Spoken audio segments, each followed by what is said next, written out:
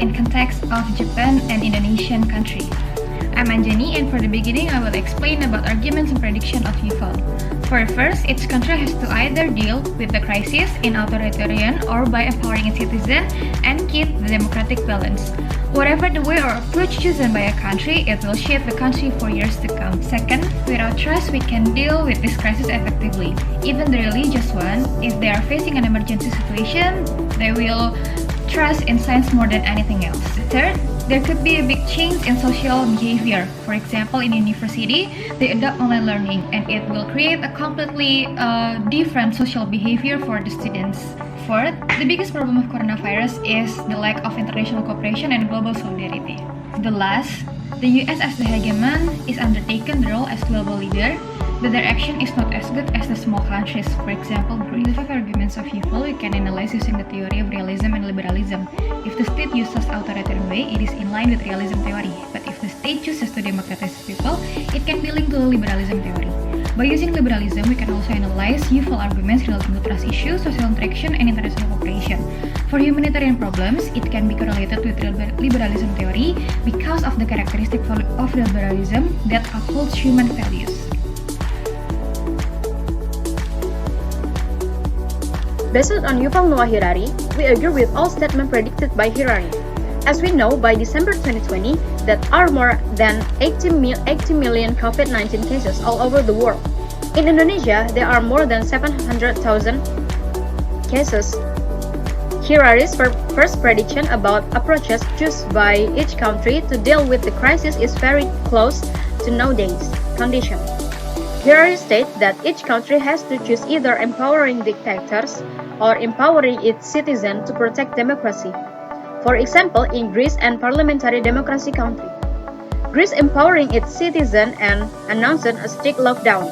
By protecting their democracy, the Greek government very early took measurement compared to other countries.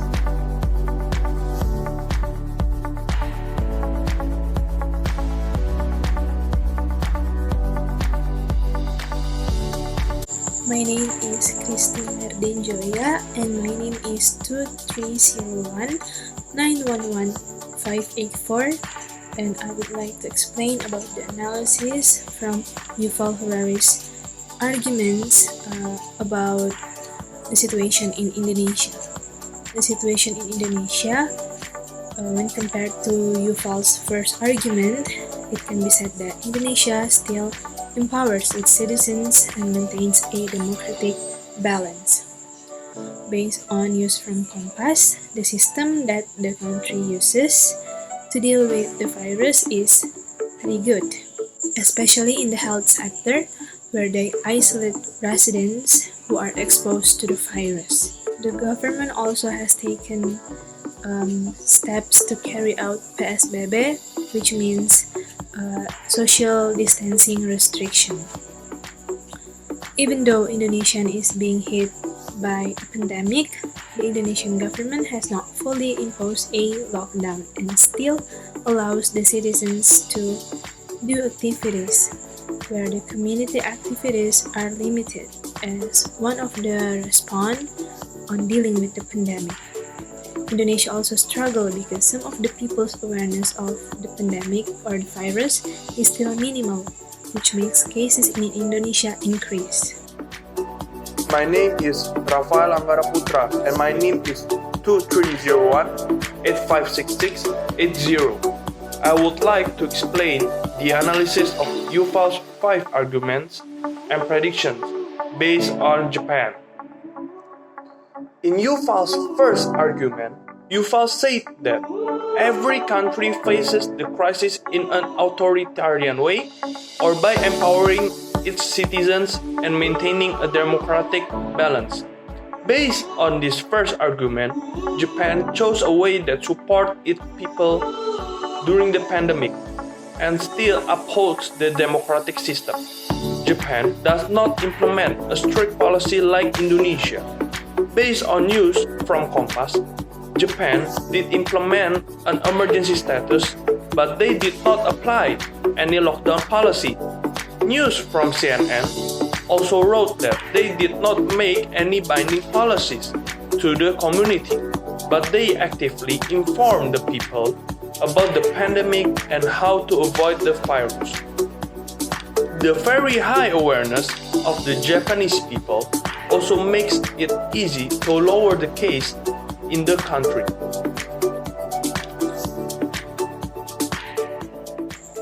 Looking at Yuval's second argument, which states that without trust, we can't deal with the crisis effectively. The level of trust regarding to the existence of the COVID-19 virus in Indonesia is indeed high. Based on the news from Kompas, it can be seen from the government's performance in handling the virus that is quite maximal. However, there are still some small groups of people that still don't believe in the dangers of the COVID-19 virus. The BPS survey results stated that 17% of Indonesians do not believe in COVID-19. This makes the spread even wider and the number of cases keeps on increasing rapidly. In Yuval's second argument, Yuval said that without trust, we couldn't deal with this crisis effectively. When viewed from the situation in Japan, the level of trust regarding the COVID-19 virus in Japan, both between the government and the people, is very high, which makes it easier to reduce cases in the country. Reporting from Kompas News, in Japan, each regional leaders has their own way of handling COVID-19, and the handling methods taken by each regional leaders can be successful because the Japanese people believe that regional leaders are the people who best understand the situation at hand. So, it has become a culture of Japanese society, where society and government have a high level of trust in one another and with the current situation.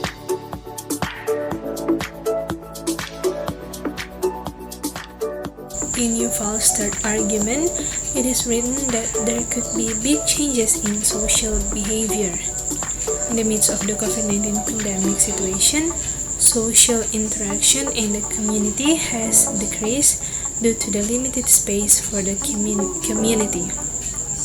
Limited movement of the people makes changes in people's lives such as schools and jobs that are currently done online to reduce face-to-face meetings. Of course, this makes people have to adapt to the big changes that are happening. In society, social interaction will always be needed.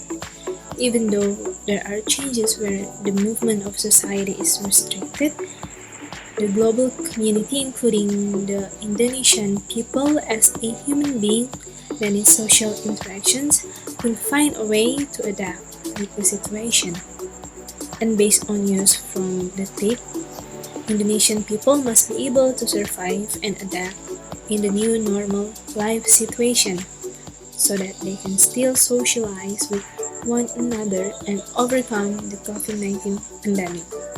In Yuval's explanation in argument 3, it is explained that there could be big changes in social behavior. In the current pandemic era, the global community, including Japanese people, are feeling the changes, especially in social interactions, because in order to end the COVID-19 pandemic, movement and activities in the society are limited. In Japan, people are starting to learn to adapt to a new lifestyle, where they start to keep their distance, limit face-to-face meetings, etc. The real things that reflect the current change are online-based lectures, work from home, etc. Of course, all societies still need social interaction because humans are social creatures. So that people can continue to interact with each other and be able to end the COVID-19 pandemic, people must adapt to a new lifestyle, such as Japanese people. Kompas report that Japanese people are adapting to 3C movements, so they must avoid close space, crowded place, and close contact. In Yuval's fourth argument, it is said that the biggest problem of coronavirus is the lack of international cooperation and global solidarity. However, the Indonesian state is very supportive of international cooperation, especially in the midst of the COVID-19 pandemic. It can be seen that Indonesia is providing support to the WHO, so the cooperation can be established to fight the COVID-19 virus, which has become a global pandemic. According to BeritaBusiness.com, just like Japan, Indonesia also participated in the G20, which has the aim of working together to overcome the COVID-19 pandemic in the health sector, then strengthening and maintaining the global economy and increasing international cooperation in the global field. If you look at Yuval's explanation in the fourth argument, where he explains that the biggest problem of coronavirus is the lack of international cooperation and global solidarity. However, Japan has a supportive attitude towards and belief in international cooperation. Japan is involved in the international organization that is World Health Organization. Japan also participates in the G20, where it is committed to overcoming the COVID-19 pandemic in the health sector, then strengthening and maintaining the global economy and increasing international cooperation in the global field. Reporting from Berita Business, Japan also believes that cooperation in international organizations such as World Health Organization will help overcome the pandemic.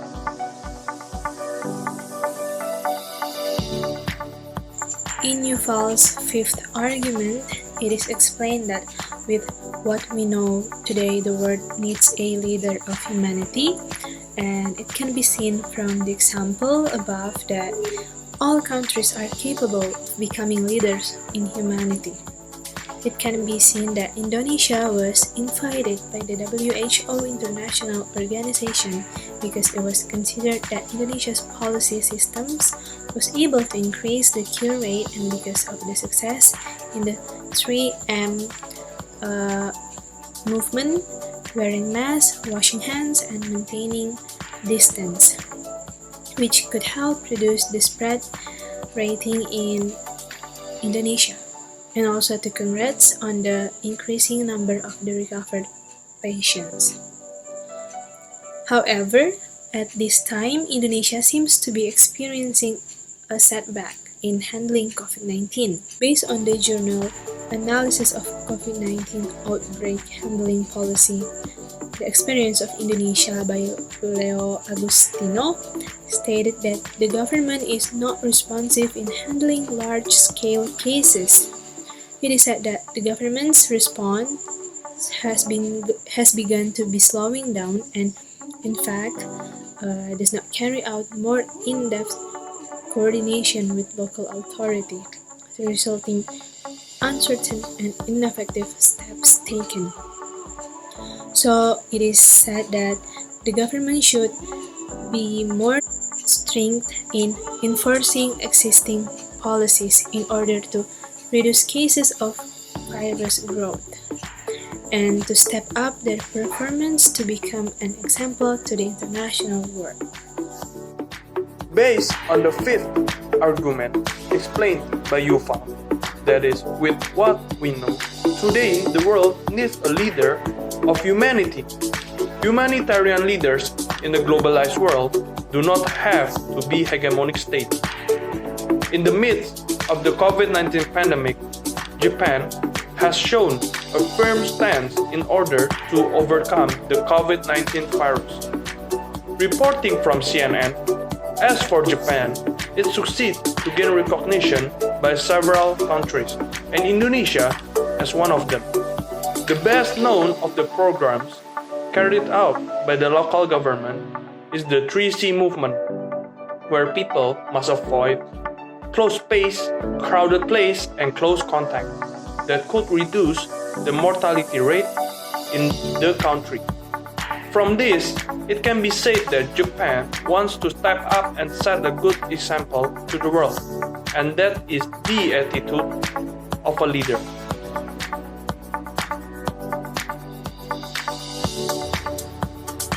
In the midst of facing this virus, on his video, Yuval said that one of the biggest challenges is the lack of global solidarity. Many still blame each other for the occurrence of this pandemic.